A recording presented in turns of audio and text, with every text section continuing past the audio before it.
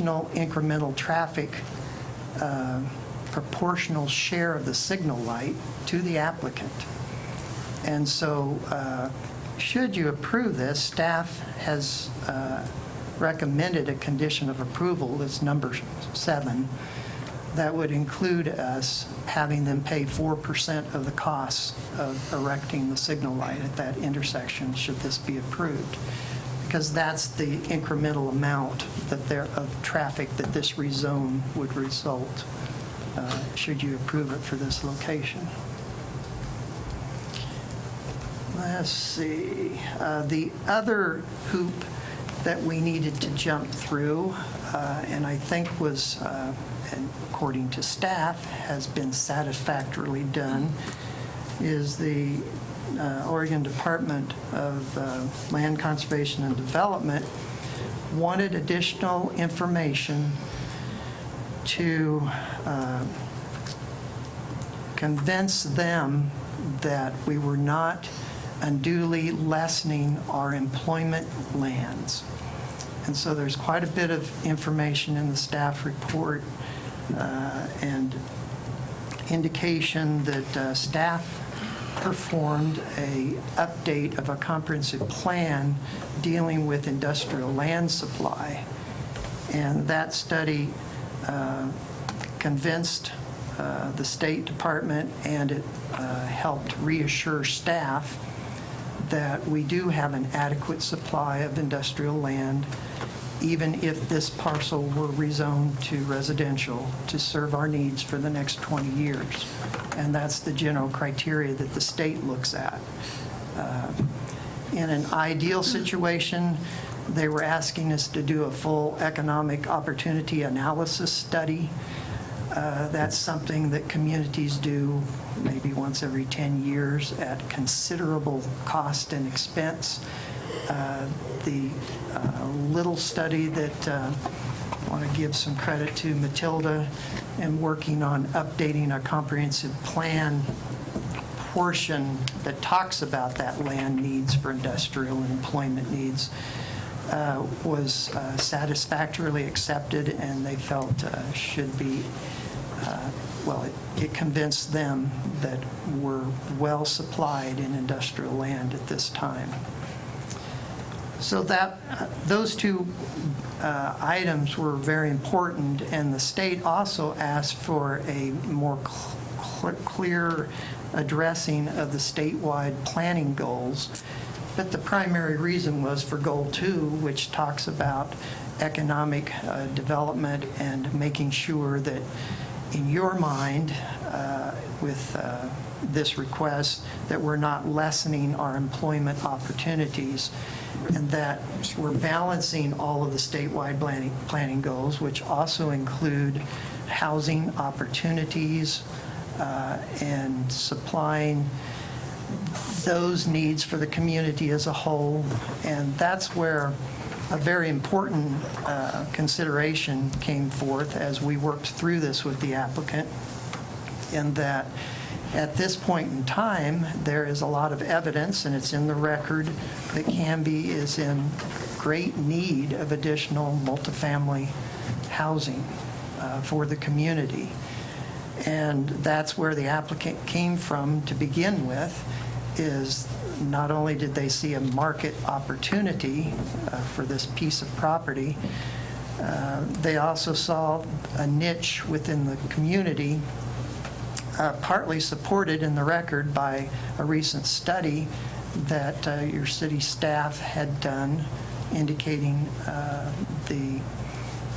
that currently there's no openings in our apartment units.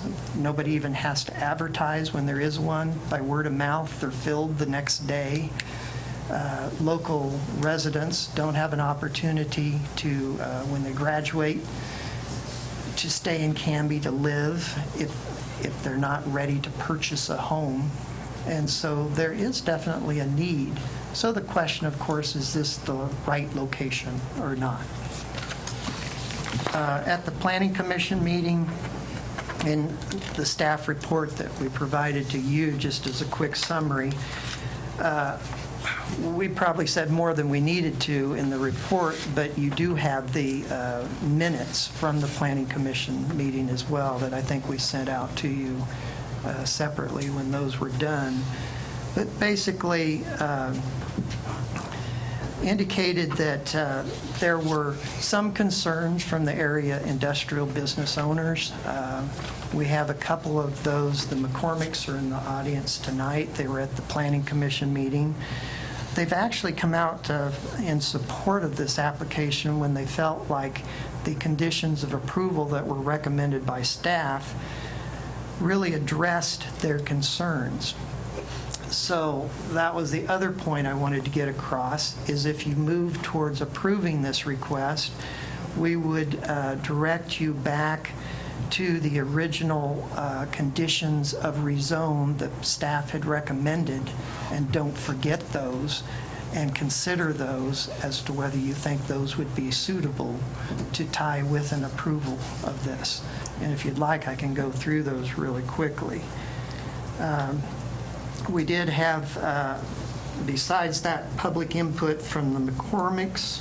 I think there was a letter in your packet from Pioneer Pump actually taking a stance against, and they were kind of somewhat aligned to what the Planning Commission ended up voting on this issue, where they had a concern about the eventual compatibility between the residential and the commercial. The Planning Commission had a 3-to-1 vote to deny this request. The one vote in favor recognized that residents that might eventually move into an apartment complex in this location would be well aware that they're moving in to a surrounding industrial site. It's not like it's growing up around them. It's already there. And emphasized the fact that this location is on the edge of the industrial park. It's utilizing a very unusually shaped industrial property that has very little frontage on the primary street, Sequoia Parkway.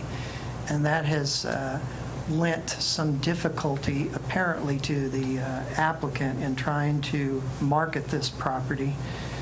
And we're on the edge with seeing Fred Meyer adjacent. Wilco is not necessarily an industrial type use. We're right next to Arneson Park, and so it's kind of a little corner that's not necessarily right in the middle of the industrial park.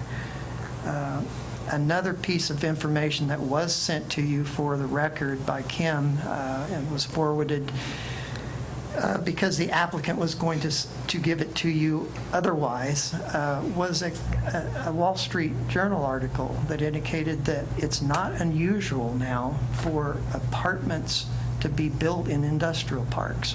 That particular article that was submitted for the record when I read it, it was talking about pretty high-end parks with major 500, well, I'm not sure. They were large type parks, bigger than our own, and had high-end luxury type apartments going into industrial parks. The Bicycle and Pedestrian Committee also submitted a report, and what they were touting, and which is very legitimate because it's actually an ordinance requirement whenever possible and reasonable to tie to our pedestrian system in town. The logging road goes right by this property, and our trail that's in that. Unfortunately, the rail spur is between the trail and this property, and the owner, operator, or lessor, I don't know which it is, of that rail spur has already indicated that he considers it a liability if a crossing, whether it's vehicular or whether it's pedestrian, goes across that rail track. So that would mean building an overhead kind of connection or possibly a parallel connection down through the next property down to 4th Avenue and then over to the trail. And so that's something that could be worked on if this is approved and during a development application as to whether there's any way to actually make the connection to the trail or not. We would certainly want to do that if we could, but it may not be something that can be accomplished at this site. It was attempted when Fred Meyer Shopping Center went in. They were not successful. So I doubt that this apartment complex would be either. I did want you to be aware, I wasn't here at the time, but in 2008, there was another request for a comp plan amendment and rezone in the Pioneer Industrial Park, and that was led by Gordon Root to build a motel. I don't know what other commercial uses might have been associated with that. That never did go forward, and one of the reasons were it was going to add additional traffic to the intersection at Highway 99 and Sequoia, and ODOT thwarted that, and they never did successfully solve the problems that that rezoning was going to cause for traffic at that particular intersection. And so that never went through because of that. That just focuses back on the fact that that's why all this traffic study and was done on this one, to make sure that that kind of problem would not happen. And if it's approved with the change to the transportation system plan to add the signal light, everything should be fine traffic-wise. So just really quickly, if you'd like, I can just mention the 7 conditions of approval staff had in the original recommendation. You do that, Brian, that'd be fine. Just so that you and the audience would know. I'm going to find the easiest place where I had put those. I should have used stickies. Here they are. Right there.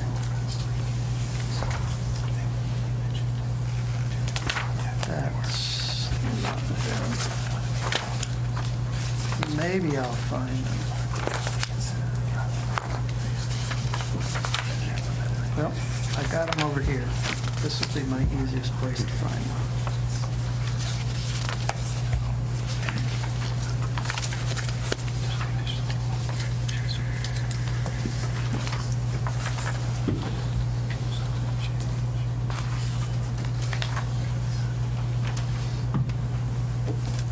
Okay, so one of the conditions, go directly to them. And this is for the zoning change, correct? Yeah, this would be with the zone change. And the reason for the conditions would be to help assure that when a subsequent development application comes forward, that we've put some outline on what our expectation is that goes actually above and beyond what our actual land development ordinance would demand of that particular project. And so that's why the conditions are indicated. And so the first condition is to require a 25-foot landscape buffer that would be adjacent to the commonly owned 5-acre tract that's going to retain the M2 zoning, and against the railroad spur, unless they're going to put their garage units in that area, or unless they're going to put their parking and drive in that area, to help give a greater separation from the rail line and a greater separation from that adjacent M2 zoning, to help increase that compatibility. And so by providing that buffer, there'd be a much greater chance that you could have adequate screening with proper vegetation in that 25-foot wide buffer. The applicant shall provide on condition 2 a specific heightened level of building construction standards to be utilized in conjunction To address the noise attenuation, we have in the record, Pioneer Pump tests their pumps not that far away from this site. That can be addressed adequately with triple pane windows and possibly increased insulation in the walls of a unit. It's been done in other instances where you're next to a freeway and those kind of things. And so there's a way to make a good living environment for someone in a residential situation that might be near known noise levels. And so we thought that was, and that's not something we could try to get during the development application, but could more readily assure if we make it a condition of the rezoning. The applicant shall record a deed restriction to allow the uses on the adjacent M2 zone property that they currently own. The applicant readily agreed to that because they plan to continue to own and develop that property, and they don't want to develop it with anything that would adversely impact their proposed apartment complex. And so by limiting to only those uses that are generally allowed in an M1 district and not those that could be possibly allowed in an M2, a heavy industrial zone district, we give a better chance of that compatibility for this unit if it should happen. The fourth condition was a deed restriction to prohibit any future comprehensive plan amendment or zoning map amendment to allow residential or commercial zone district on that remaining 5-acre tract. So basically, we don't want to see them expand this apartment complex any further. And the adjacent property owners, Trend Business Center, had voiced that at a neighborhood meeting and at the public hearing, that they felt that that was a condition that they wanted because they thought they needed this M1 type buffer between them and the apartment to help with that buffering in this location.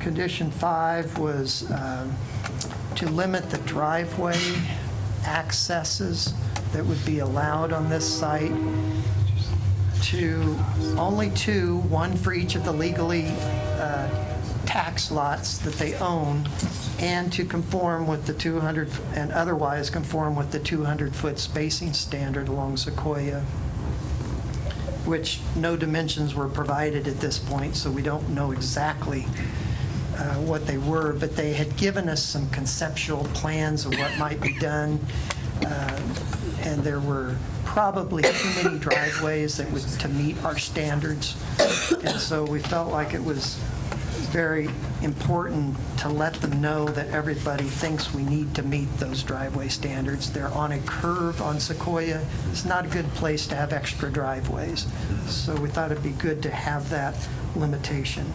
The other I mentioned before of having the applicant contribute 4% of the cost of the traffic signal and its associated improvements. And then the 7th was to memorialize the agreement that if you approve this rezone, that the city would then pursue a transportation plan amendment and add the signal light to our capital improvement list.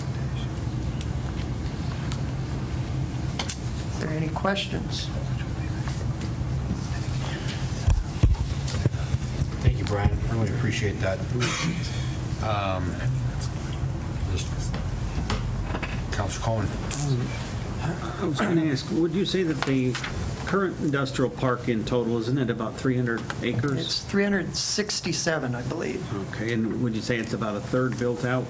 That's what I believe Renata has told me, approximately. So the usable land for this is really less than about 3% of the total industrial parkland, isn't it? I'll go with your math. That's all I have. Thank you.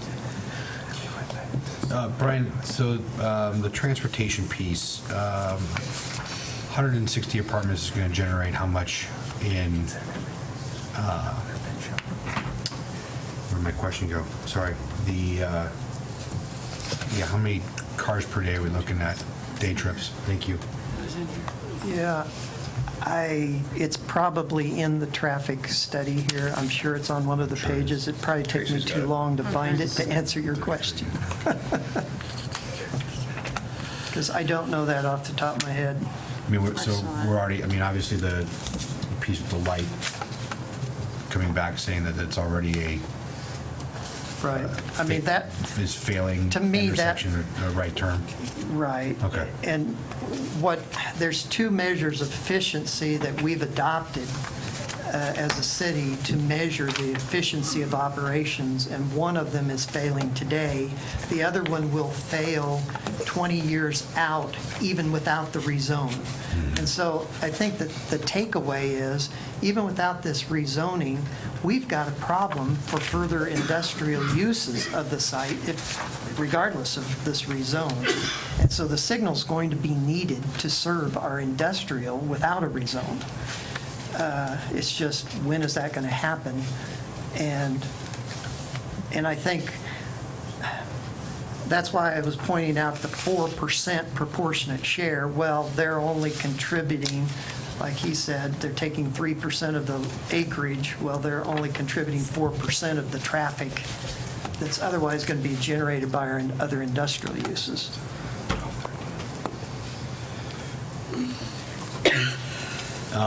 So that 5-acre parcel that we're looking at there, that's going to be in the corner, that's going to go from an M2 to an M1?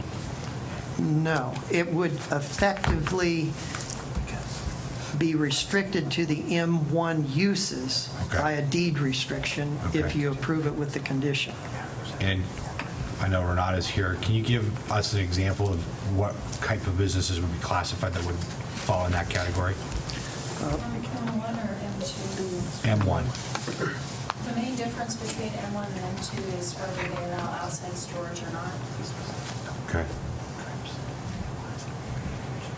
You know, the M2 zone, that if you look in the code, they actually have the same uses listed as outright permitted, but there's a whole series of uses that could be allowed as M2 with conditional use permit. And those are the uses that we're actually eliminating with the deed restriction, those that would otherwise be allowed by a conditional use permit. So with that, I know that this particular site's been a challenge with just interest and whatnot. So with it now being we're shrinking that down to 5 acres. Does that still make that a challenge in terms of what would be Yeah, that's something I'll probably leave for the applicant to address, but they did address that for the record in showing us how they would develop one concept of how they could develop just a 5-acre tract with M1 type uses. And I think that's in your packet. There was a little drawing that said, here's how we could develop that particular area. And so that shows that in their mind, they're not lessening the value of their property by rezoning 7.6 acres and leaving 5 acres, because certainly they still want to use the other 5 acres. Sure. Okay.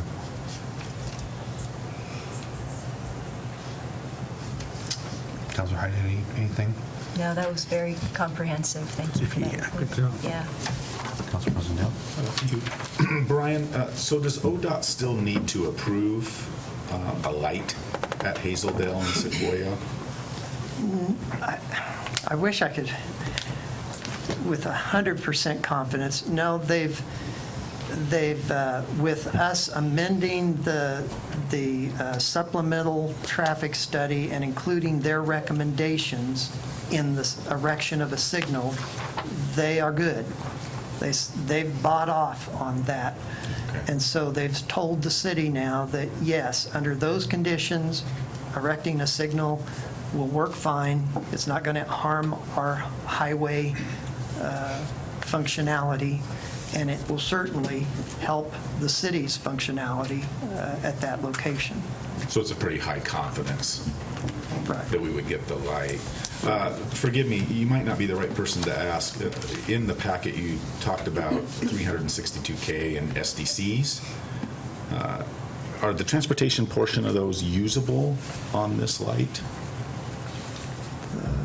Well, if it's in the transportation system plan, the SDC component and others as part of the plan would be you'd be able to use a portion of those for the light.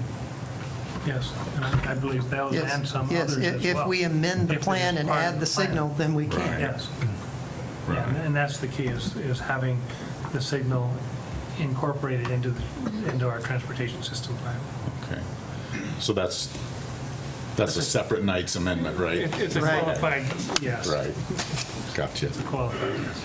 So Brian, they're looking at one driveway for the industrial lot and one driveway for the apartment complex? Not necessarily. What we've indicated is they have to meet the 200-foot spacing, or if they can't, we'll at least give them a driveway for each lot, or they could choose to share a common lot between their industrial and their apartment.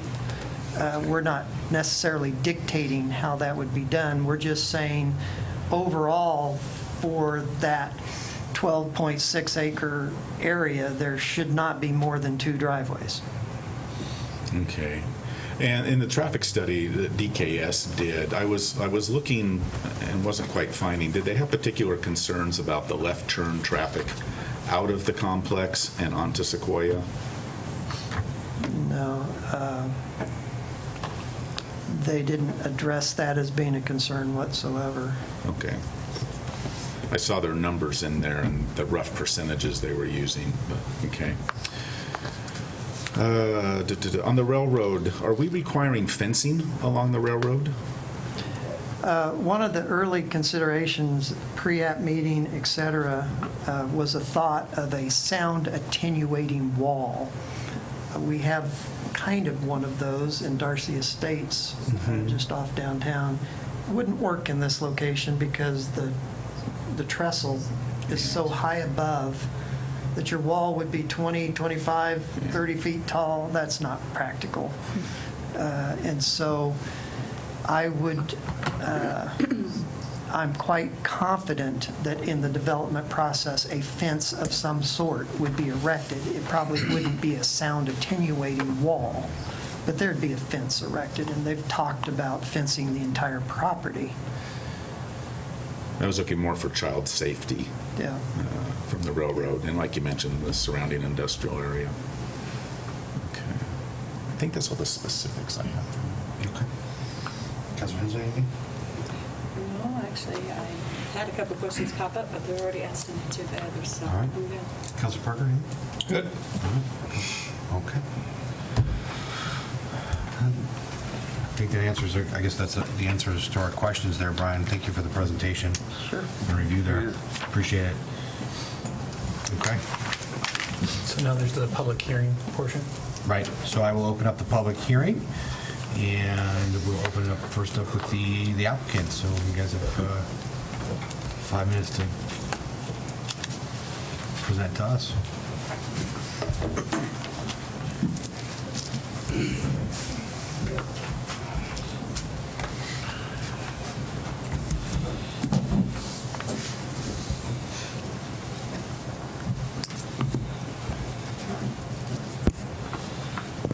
Thanks for taking the time tonight to hear our proposal. It sounds like there's some good questions, some of them that I think we can answer. So the thought is maybe we'll give you just a real brief summary of who we are and what we've done, and then we can kind of go through some of those issues just on and give you some sense of what we're looking at by the reference pictures. The company is called IDM. We're a multifamily and industrial developer over the last 20 years. We're vertically integrated. We develop, build, hold, manage long-term everything that we do, including this project if it goes. We've never sold anything in the 20 years that we've been in business, so we would be a long-term owner-operator of the park that we build, both the industrial and the apartments. I think what's maybe easiest.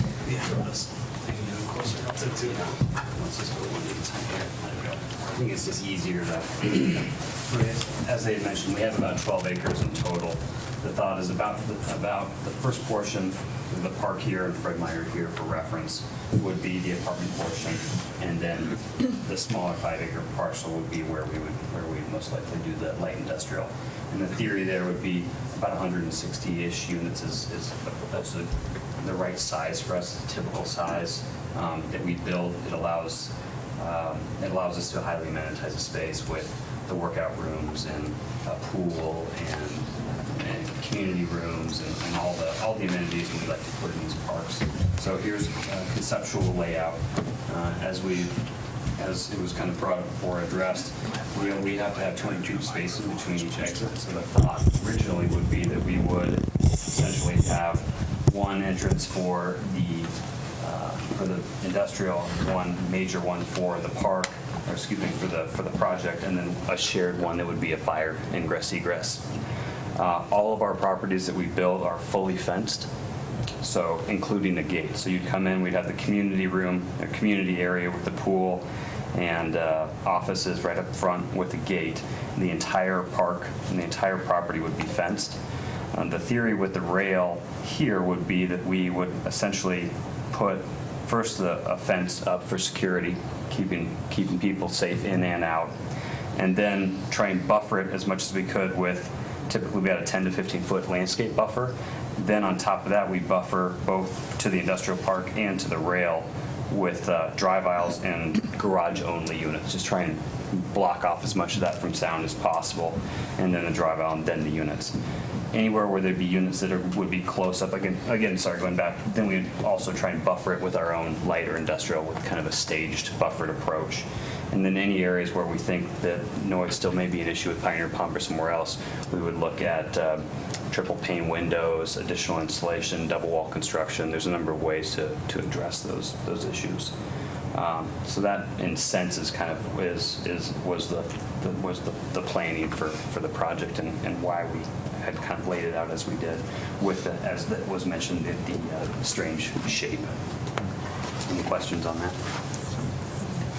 Could you mention some of your projects in Oregon we might be familiar with?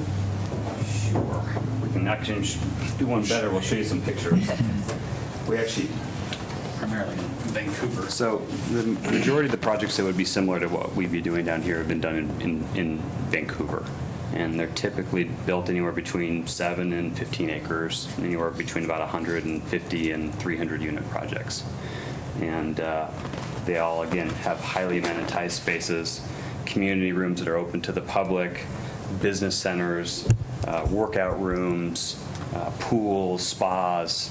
They're a very high-end product. They're not geared towards a low-income or a transient population anytime. We're really build these for the mindset of a renter that has the option to buy if they would want, but makes a lifestyle choice to rent.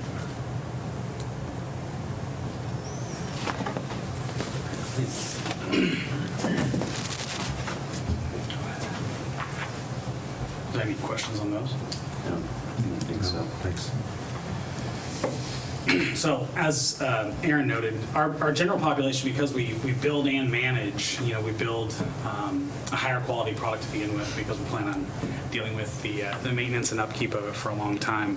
But from a management standpoint, we really strive to build a better community through, very strict application process and fostering a relationship with the residents so we don't get a lot of the move in and move outs. And we have a much higher income, generally a higher age, 36 to 38-year-old resident who stays 4+ years. And when we study the Canby market, your residents never move, and that's part of the blessing and the curse is people want to move in, but probably the dozen apartments I visited, some of them had 50 and 60-person waiting lists. And they said the average wait time to get a unit might be 1.5 years. And, just speaking with the managers, so where does this come into a crunch a lot? And they said, well, divorces happen, and now the dad's got to move far away. He's got to drive and see the kids. Real tough. They said we see that a lot. They end up in Woodburn, they end up way out, and it really takes away from the family time. And if you look at the percentage of workers that don't live in Canby, 80% of the people that work here don't live here. And a lot of those people, again, in conversations with the pharmacists at Fred Meyer we talked to and some other folks, they would love to live here if there was an option to live here, but they're on waiting lists or they're trying to find somewhere to live. So, taking a community like this and it was interesting during this meeting to hear about all the amenities of the city and the amazing festivals and all the reasons why it's great to live here. People want to live here. And we talked about people taking manufacturing jobs. I heard you say if the people want to graduate and stay here, there's also people living in the current apartment communities that would love to graduate their style of living into something with a pool or something that as their kids get older, they would enjoy more, like the amenity room and some other features that we build in. So I think, from a community standpoint and fitting, luckily this parcel is ideally situated with the park and access to the retail and the legacy medical and everything else that's next to. And as pointed out, some really light use with Wilco and some of the other local neighbors. We have a similar project up in Vancouver that was built in a former quarry, right? Former quarry that shares, literally a driveway with the same type of light industrial use, and it's probably one of our highest quality of life. I mean, it was built right to mitigate any neighborhood issues, and everything goes well there. So people love to live where they work, and they become really good residents and community builders and volunteers to volunteer programs. So why let them all drive home at night? It's good to stay here. Yeah, I think that's good. Question. Go Yes, ahead. question. So the folks that are working in the industrial park, would they be able to afford your Yes. units? Okay. Yeah. On the income that they make? It's Okay. specifically designed for that, to actually limit car trips. The thought is that apartment or a project like this could actually help spur more development of industrial and jobs for people that want to live and work close by. And the hope is, when you look at the market rate of what's here, they're saving money because the commute's not cheap. If they're driving I-5 now, we looked at an average commute of about 17 miles. Not only is it taxing on the family because you got time away during the commute, but it costs money. It costs tires and maintenance and gas. So in some ways, if they can get the same type of value that is already out there and get it a mile from work, it actually saves them money. We can deliver at this size range, and the efficiencies, we can deliver a product highly amenitized, far more so than anything else currently in Canby at essentially the same price point as Canby is currently paying for their 1, 2, and 3 bedrooms. Is this time for questions, or are we going to No, let we're still in the sorry. presentation piece, so if we can let them finish that, then we'll. I think we can. Maybe Yeah, a let's last open up. point. One of the things we recognized is this amount of units wasn't looking down the road and betting that we could fill it or there's going to be growth and it'll absorb this. Building this is just taking a chunk out of the waiting lists that are out there now. So this is the right kind of size project to absorb some of the demand that's already here, if not, a good portion of it, which I think, makes it even more viable and really the right size. So. And just one last point to add to that, it may seem a little bit of a strange request to ask to drop a apartment complex into an industrial zone. For the size of project that we want to do and the type of product that we would want to deliver, we did go out and look at elsewhere in the Canby market for what would be essentially an 18 to 22 unit per acre project at 150 units, or about 5 to 7 acres, and did not find any other available land. It's not as though there's other land available to do this and we're choosing to do it on this site. There isn't any other land close to this size that's readily available for multifamily development at this time. I just have one question. You're Aaron Jones? Correct. What is your name? Jason Larson. Okay, I just want to make sure for the record. Thanks. I filled out a yellow card. Oh, okay, fair enough. I only saw the Just introducing ourselves, sorry. Mayor Hudson looks serious. You had to have a card in, so I did it. Fair enough. Joe doesn't want to face the wrath of Kim. No, I don't. I'm trying to keep a good record. Thank you.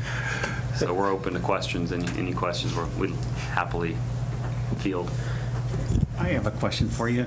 On a project of this size, once you're able to turn the shovels, about how long does it take you to put up something like this? Good question. We're probably looking at start to finish about 6 to 7 months to go through the planning design phase. And then once we put shovel in the dirt, we actually go pretty quickly. What we typically will do is build out our community center first with the pool right at the front of the property. That's typically about a $1.2 to $1.5 million structure that goes up in about 90 days. We'll deliver the first phase of units with that. So it actually delivers pretty quickly, and then we move people in as we turn over new projects to about a new building and another 4 to 8 units every 3 weeks. So call it roughly 90 to 120 days for the first phase, and then every couple weeks we deliver another small chunk of units.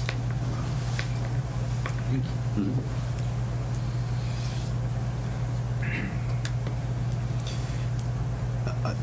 When you're looking at the new zoning piece for that 5 acres, what's the build-out plan for that?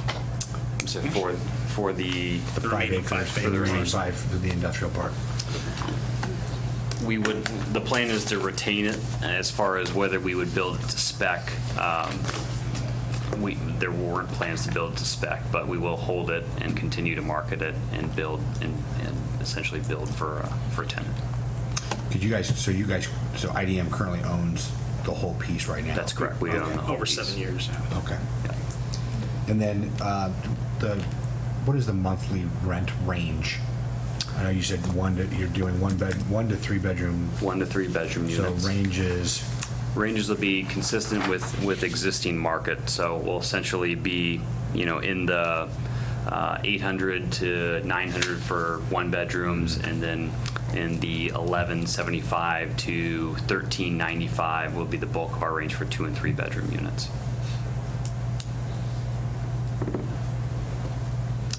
Average square footages for 1 bedrooms range about 650 square feet to 750 square feet. 2 bedrooms are typically about 1,100 square feet, and 3 bedrooms with den are typically about 1,400 to 1,500 square feet. So size-wise, Feel free. is that comparable? I'm trying to get a vision of what else in Canby, Renata. Would it be like township apartments? How many units do they have, size-wise? 92. 92 They just have units. 92. I Okay. was going to share this with you as part of my testimony, but here's a survey of all of the apartment developments in Canby, pictures and all of the details. Thank you. And Township is probably a good example. That's what I would probably call the newest. It's been remodeled. It doesn't have the amenitized package that we would do, but it has been recently remodeled. There actually hasn't been a new apartment project built in, I believe, 12 years in Canby. A little over. 12 years. Willamette Grove was the last one.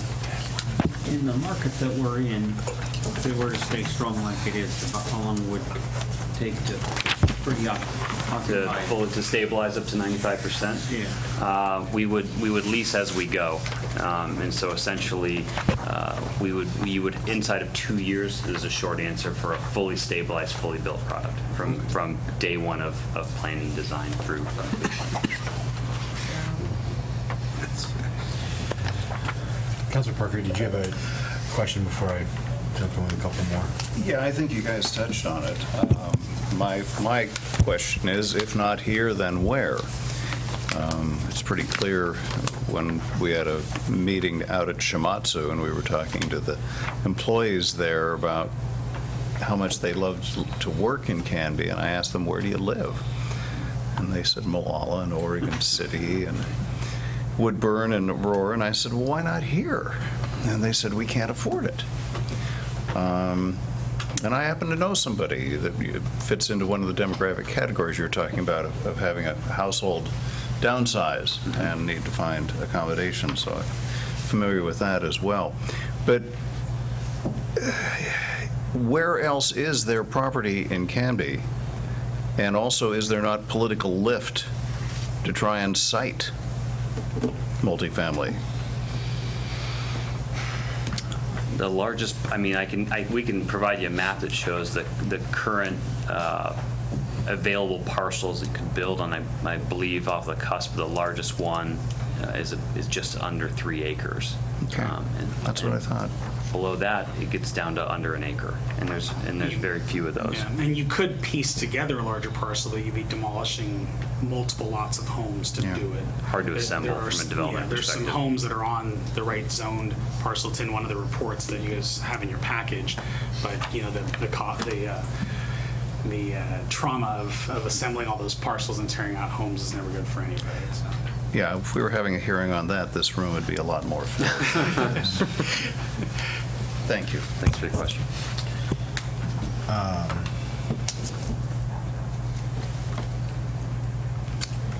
to think what other questions I have for you guys. So so I'm going to switch it over to just talking about the industrial side.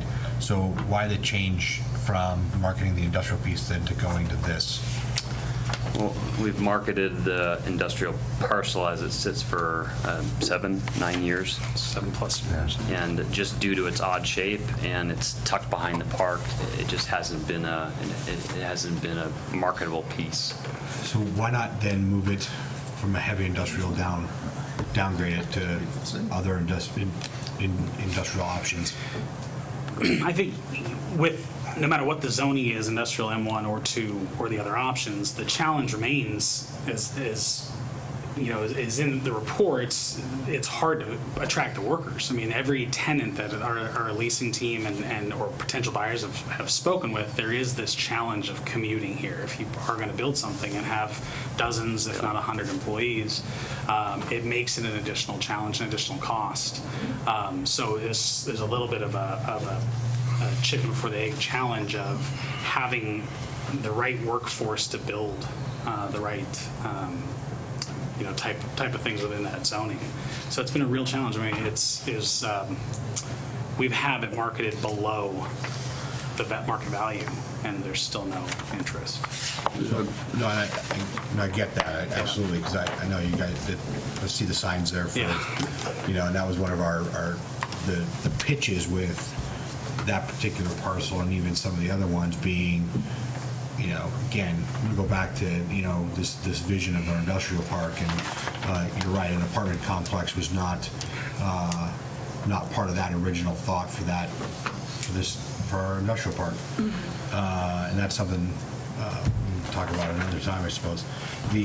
So I guess when I'm looking at that piece is, does changing the zoning help with the marketability piece? Our thought is that minimizing the M1 zoning down to that 5-acre parcel will allow us to attract a smaller build-to-suit user that we've typically been chasing and not getting because of the odd parcel size. Okay. And there's a demand for the smaller format units. There is, and I think in Canby specifically, I think when you look at, I think Brian Brown brought up developer Gordon Root, who his idea, was what he initially brought up was all that light industrial space in hopes of doing a rezone change to be able to do hotel, restaurant, kind of a complex there. And I do think that there is a shortage of the M1, that light industrial piece in Canby. I know you guys have done your homework, but even here with the ones that we have, there's waiting lists for, as we've come out, I think even we'll say, recession and now post-recession, I think that number of people waiting for those types of size buildings and whatnot hasn't changed. In fact, it's probably, increased because of the economy change. So I do agree with that change there in an M1 standpoint. I have a question. Yes, go ahead, This Counselor. might be staff too question, but what income level, I'm thinking about lower income families, what would they have to make per year approximately? Do you know that off the top of your head? What would they have to net in order to afford this? Well, our application standard across all of our properties is 3 times your rent for gross. Okay. So you look at $800 unit, you'd have to gross you guys can put my math skills on the spot, $2,400 a month Okay. to meet that. And Okay.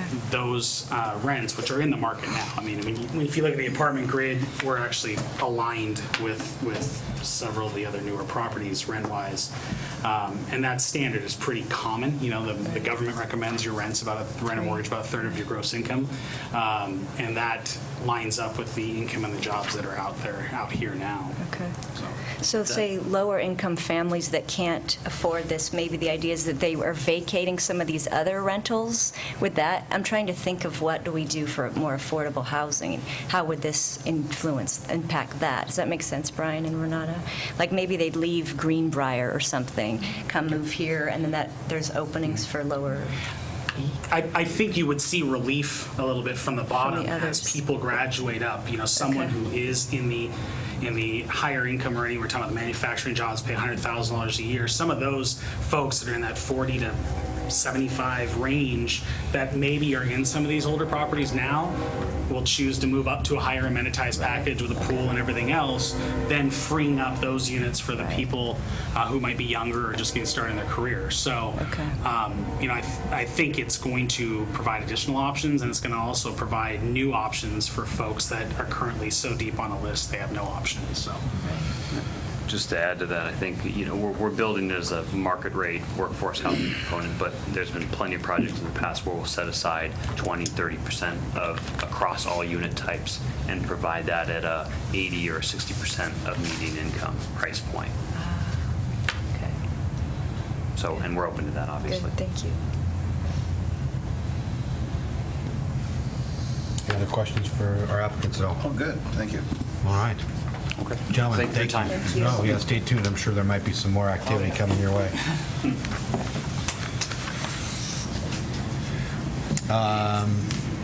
So we move into the proponent section. First up, I have Scott McCormick.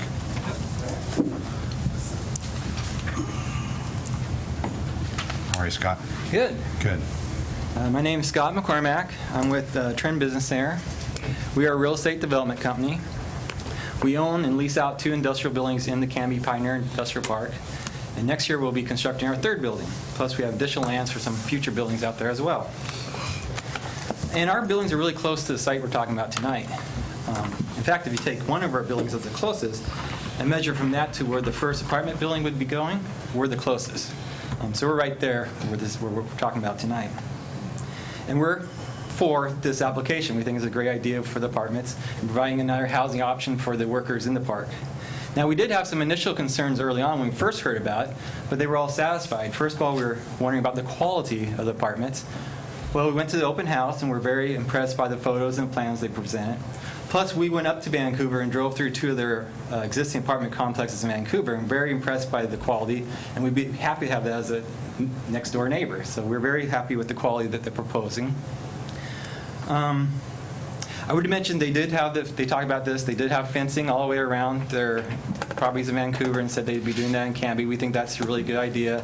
Just another security buffer between industrial and residential. And the fencing was really nice. I mean, it fit in really nice with the landscaping, so it was actually a good feature. And we've known the developer for a long time, so we have a lot of confidence in him. He has a long track record of very successful, high-quality projects. So we're very comfortable with the developer who's stated his plans is to own it and manage it for the long term. We had some other concerns early on, but they were addressed in the staff report conditions for approval. The driveways we were talking about. We were a little worried there's going to be a lot of driveways. Well, there's a very good condition of approval that's part of the staff report limiting the number of driveways. So we're very pleased to see that. We're very pleased, this is another big one for us, that we're very pleased that condition of approval was the 5-acre zone remaining industrial and going to that M1 zone, because that's a buffer between us and the apartments, a buffer between the apartments and all the other industrial lots as well, so we think that's very important. It was mentioned at the Planning Commission, which I went to, they got concerned at one point that this lot has rail access to it, that they were losing that. But there was testimony. There's another 60-acre lot in the park that can provide rail service if someone came along for that. In fact, that 60-acre lot is more on the outer edge of the park where I think a rail service industry should go. If you think about rail service industries, they're going to have a lot of storage area. It's going to be a little bit messy and unsightly. I wouldn't want that at the front of the park, right where everyone's driving in. So I was actually happy that that was being taken away as an option next door. We still have the 60-acre lot on the outside of the park that could provide rail services if industries came along and needed that. One final point is the written comments from Pioneer Pump that were in the Planning Commission reports. They were concerned about certain activities, certain industrial activities could be considered a nuisance to someone in the apartments. So I have a recommendation on how you could address that. You could add one additional condition of approval that would read, the applicant shall record a deed restriction in favor of all the industrial zone lots in the Canby Pioneer Industrial Park, acknowledging the industrial uses on the industrial zone properties are pre-existing and do not constitute a nuisance, and the apartment owners and residents waive any future claims for nuisance arising out of the current or future industrial uses of those properties. So it just documents it, and it kind of protects us industrial users, and I've talked to the applicant, they would already have that in their lease anyway, so it kind of addresses that concern from Pioneer Pump. But overall, I'd be happy to have this as a neighbor, and I'm in favor of the application. Thank you. Thanks, Scott. Appreciate it. Next up is Bill McCormack. Thank you. I'm Bill McCormack. I just wanted to emphasize a couple of points. They've been touched on, but I'd just like to emphasize them a little bit. I'm with McCormack Properties, and we own the Trend Business Center, which Scott has described to you. And just a little bit of background so you know where I'm kind of coming from. Since the 1980s, I've had two separate companies. One's a construction company and one's a development company. And my companies, we've built hundreds of industrial buildings. And in the last 10 years in Canby, we built the Kendall Floral Building. You guys know about all these buildings. The American Steel Building. We built the second building at the Pioneer Pump lot. We built the Hawksaw Office Building on Redwood. And we've built 3 buildings so far in the Trend Business Center. One is now owned by Pump Tech that you probably see, and we have pads for 3 additional buildings at the Trend Business Center. There's hundreds of acres. I think I heard it. I didn't know exactly how much it was. I heard it tonight. 367 acres of raw industrial land in Canby. And the Planning Commission has mentioned, I think it was mentioned tonight by Brian, that's have at least 20 years of available industrial land. In my opinion, it's going to take a lot more than 20 years to build out this industrial land. But one way to help that is with this type of development. To be successful as an industrial park, you need more than just industrial buildings. And I know it was in your packet, the council packet of additional materials. It was this article here that was in last week's Wall Street Journal. And I'm sure you read it, or if you haven't, it would really be good for you to read it. And just to emphasize a couple points in there. The article's where everyone walks to work. And they talk about in some of these big industrial parks, they're actually removing the industrial buildings to provide for housing. Because as it says right here in the middle of this article, the opportunity to live near where you work is attractive to virtually everyone. I think we'd all agree with that, right? We'd like to live close to where we work. There's also another trend that's going on. I'm sure you're aware of this, but I want to just kind of mention it to you. It's kind of an interesting trend. And I'll describe it this way. Young adults stay in rentals longer than other generations have. These are both single adults and family adults. And there's some reasons for that. I think there's a lot of them economic, but that's for another discussion. The fact is they're staying longer in rental, basically in apartments. So Canby Pioneer Industrial Park, to move this development process along, it needs more of these. It needs housing. It needs shopping. And Fred Meyer's is great. It needs restaurants. There's some restaurants in there. Medical facilities across the street. Daycare. If we can get more of those things, the Canby Pioneer Industrial Park I think will develop a little bit faster. These workforce, middle-aged, quality apartments, I mean, I think that's exactly what Canby Pioneer Industrial Park needs. Brian said, and even the IDM people said, there's a great need for this. And by the way, although I don't have anything to do with this project other than being a neighbor, I do know about IDM. I've known them for a long time. Their main principal, Jeff Gordon, they're going to put millions of dollars on the line here. They're not going to do this if they don't think they can be successful. They're a very good developer, very capable developer. There's a lot of comments about, well, the railroad tracks can keep people from living there. I mean, they're not going to do this if they don't think they can do it.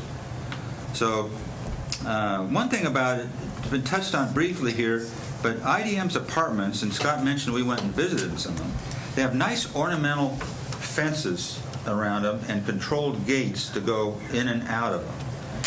And I know Canby doesn't like to have gated communities. I don't really think this is a technical gated community, because gated communities usually have big, high walls, and they're usually made out of concrete blocks.